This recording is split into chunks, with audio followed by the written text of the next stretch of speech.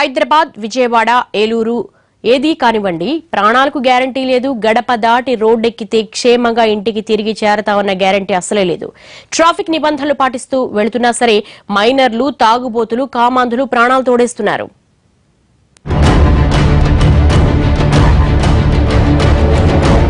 విజయవాడలో తాగుబోతు వేరంగం, తల్లి కూతుళ్లకు గాయాలు. హైదరాబాద్ లో శివార్లో మైనర్ హల్చల్, వ్యక్తి మృతి, మరొకరికి తీవ్ర గాయాలు.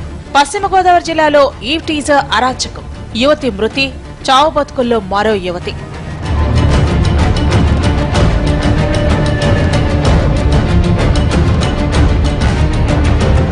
ఇలా చెప్పుకుంటూ పోతే ఎన్నో ప్రమాదాలు. నిజానికి ఇవి ప్రమాదాలు కాదు, తాగుబోతులు చేస్తున్న హత్యలు. తప్పతాగి కొందరు వయసు రాకుండా స్టీరింగ్ పట్టుకుని చేస్తున్న తప్పులు. ఈ ప్రమాదంలో మరణించిన, గాయపడ్డ వారి తప్పు ఏమీ లేదు. కానీ ఎవరో చేసిన తప్పుకు వారు శిక్ష అనుభవిస్తున్నారు. అడ్డదిడ్డంగా ఇష్టారాజ్యంగా డ్రైవింగ్, అది కూడా మితిమీరిన వేగంతో. ఆ ర్యాష్ డ్రైవింగ్ చూస్తే పై ప్రాణాలు పైనే పోతాయి. అలాంటిది వాయు వేగంతో వచ్చి ఢీకొంటే ప్రాణాలు నిలుస్తాయా? విజయవాడలో మిట్ట మధ్యాహ్నం ఓ తాగుబోతు కడుపు నిండా తాగి కారు తీశాడు. టెంపరరీ రిజిస్ట్రేషన్ ఉన్న ఈ కారును మితిమీరిన వేగంతో నడుపుతూ సింగ్ నగర్ లో ఓ వంతెనపై ప్రయాణిస్తున్న వారిని భయభ్రాంతులకు గురిచేశాడు. ఎదురుగా వస్తున్న బైకును ఢీకొట్టాడు. ఈ ప్రమాదంలో తండ్రి, కూతుళ్లు తీవ్ర గాయాల పాలయ్యారు.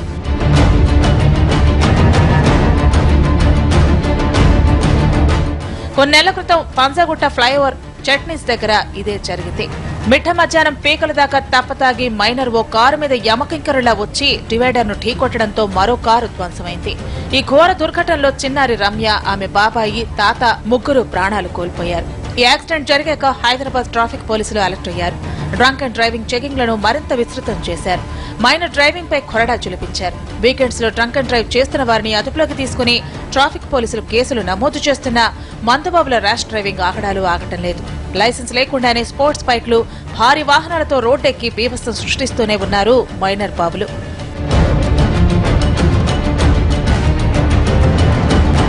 కూగట్పల్లి ఏరియాలో కొన్ని రోజుల క్రితం ఓ 10వ తరగతి విద్యార్థి ఫ్రెండ్స్ ను వేసుకుని సాయంత్రం వేళ నిజాంపేట రోడ్లో స్కార్పియోను తీశాడు.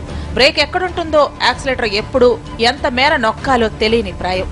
రైమంటూ దూసుకుపోతూ స్కూటీని ఢీకొట్టారు. ఈ ప్రమాదంలో దంపతులు తీవ్రంగా గాయపడ్డారు. తాజాగా రాజేంద్రనగర్ లో మరో యాక్సిడెంట్ చేశాడు ఓ మైనర్. ర్యాష్ డ్రైవింగ్ తో కలిగే అనర్థాలు తెలిసి కూడా కొడుకు చేతికి పడవలాంటి కారు ఒకటి ఇచ్చాడు అత్తాపూర్కు చెందిన వ్యాపారి అనిరుద్. నాన్న అంత ప్రేమగా ఇచ్చేసరికి కుర్రోడికి అడ్డు అదుపు లేకుండా పోయింది. కళ్లం లేని గుర్రంలా తౌడు తీయించాడు కారును. కాస్త చీకటి పడుతున్న వేళ ఇద్దరు సోదరిమణులతో కలిసి హిమాయత్ సాగర్ వైపు షికారుకు బయలుదేరిన మైనర్ బాబు పెద్ద యాక్సిడెంట్ చేశాడు. కారును కంట్రోల్ చేయడం చేతకాక గాంధీనగర్ లో ఇంటి బయట నుంచిన జనాలపైకి పోనిచ్చేశాడు. ఈ ప్రమాదంలో 65 ఏళ్ల మల్లేష్ స్పాట్ లో మరణిస్తే తీవ్ర గాయాల పాలైన వీరబాబు ఆసుపత్రిలో చికిత్స పొందుతున్నాడు. ప్రాయం చిన్నది, కారు డ్రైవింగ్ లో అవగాహన లేదు, లైసెన్స్ లేదు, పైగా లైసెన్స్ లేదన్న టెన్షన్ ఒకటి, కుర్ర జోష్లో మితిమీరిన వేగం, ఇవన్నీ కలగలిపి యాక్సిడెంట్ కు కారణమయ్యాయి. మనుషులపైకి దూసుకుపోవడమే కాదు, 2 బైకులను ఢీకొట్టించాడు కారు తోలుతున్న మైనర్. అంతే, డివైడర్ కు డాష్ ఇచ్చింది. దీన్ని బట్టి అర్థం చేసుకోవచ్చు కారు ఎంత యమా స్పీడుగా దూసుకుపోయిందో.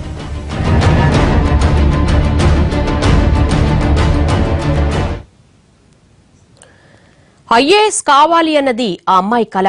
పోటీ పరీక్షలకు ప్రిపేర్ అవుతోంది. సంక్రాంతి సెలవుల్లో ఇంటికెళ్లింది. ఇంతలోనే ఊహించని విషాదం. ఆ అమ్మాయి రోడ్డు ప్రమాదంలో చనిపోయింది. అది రోడ్డు ప్రమాదమని చెబుతున్న ఆ యాక్సిడెంట్ వెనుక ఈవ్ టీజింగే కారణమన్న వాదన వినిపిస్తోంది. అసలేం జరిగింది? ఎవరా అమ్మాయి? ఆమెను టార్గెట్ చేసిన పోకిరీలు ఎవరు? అది రోడ్డు ప్రమాదమేనా, లేక కారుతో ఢీకొట్టి చంపేశారా? ఆ ప్రమాదం వెనుక నిజాలేంటి?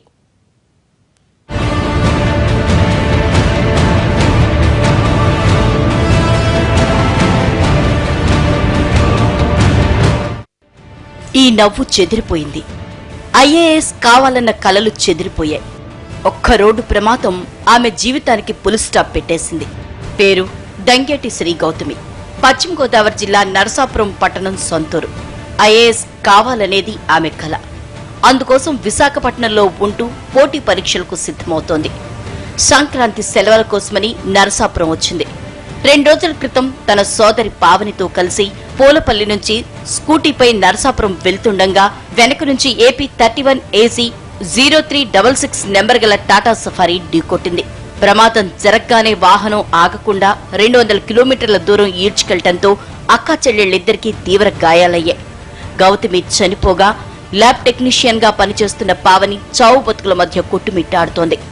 పాలకొల్లు నుంచి నర్సాపురం నేను మా అక్క వస్తుంటే వెనకాల నుంచి వచ్చి ఎవరో కార్తో గుద్దేశారు. నేను వెళ్ళి కారు మీద పడిపోయాను, మా అక్క అక్కడే పడిపోయాను. కారు మీద పడిన చాలా దూరం వాళ్ళు తీసుకెళ్ళిపోయారు నన్ను. తర్వాత ఎక్కడో బ్రేక్ వేస్తే ఎదురికి పడ్డాను. ఈ ప్రమాదానికి కారణమైన వ్యక్తులు పరారులో ఉండటంతో ఈ ఘటనపై అనుమానాలు వ్యక్తమవుతున్నాయి. స్కూటర్ ని ఢీకొట్టిన కారు విశాఖపట్నంలో రిజిస్ట్రేషన్ అయి ఉందని పాలకొల్లు రూరల్ పోలీసులు గుర్తించారు. సఫారీ కారు నరసాపురం పెదకాలువలోకి దూసుకుపోగా స్కూటర్ దిగమరు పంట కాలువలో పడిపోయింది. ఈ దృశ్యాలు ప్రమాద తీవ్రతను కళ్లకు కడుతున్నాయి. ఇది ప్రమాదం కాదని మద్యమత్తులో ఉన్న యువకులు కారులో వెంబడించి వేధించారని, కారుతో ఢీకొట్టి చంపారన్న అనుమానాలు వ్యక్తమవుతున్నాయి. ఈ ఘోరం వెనుక ఏవిటీసింగ్ కారణమన్న వాదన వినిపిస్తోంది. దర్యాప్తు చేస్తున్నాం. డ్రైవర్ ఆచూకీ కోసం ప్రయత్నం చేస్తే కార్లో మనకి రికార్డ్స్ని బట్టి వార్నర్ ట్రేస్ అయ్యాడు. ఆ వార్నర్ కూడా డ్రైవర్, నేను ఆపరేటింగ్ డ్రైవర్ని పంపించాను, వేరే కిరాయి ఉంటే నేను చెప్పడం జరిగింది. ఆపరేటింగ్ డ్రైవర్ని తీసుకుని అతను రమ్మని చెప్పడం జరిగింది. ఈ కేసు దర్యాప్తులో ఉంది. ప్రమాదంలో చనిపోయిన గౌతమి చిన్ననాటి నుంచి ప్రతిభావంతురాలు. నరసాపురం వైఎన్ కళాశాలలో డిగ్రీ చదివింది. ప్రస్తుతం సివిల్స్ కి ప్రిపేర్ అవుతోంది. శ్రీ గౌతమి తండ్రి నరసింహారావు వ్యవసాయ పనులు చేసి కుటుంబాన్ని పోషించేవారు. గత ఏడాది అనారోగ్యంతో ఆయన చనిపోయారు. ఆ దుఃఖం నుంచి కోలుకోకముందే గౌతమి మరణించటం, పావని ఆసుపత్రి పాలు కావటం ఆ కుటుంబాన్ని కుంగతీసింది. గౌతమి మరణం వెనుక ఈవ్టీజింగే కారణమా? యాక్సిడెంట్ సమయంలో కారులో ఉన్న యువకులెవరు? ప్రమాదం తర్వాత ఎటుపారిపోయారు? ఇవన్నీ మిస్టరీగా మారిన ప్రశ్నలు.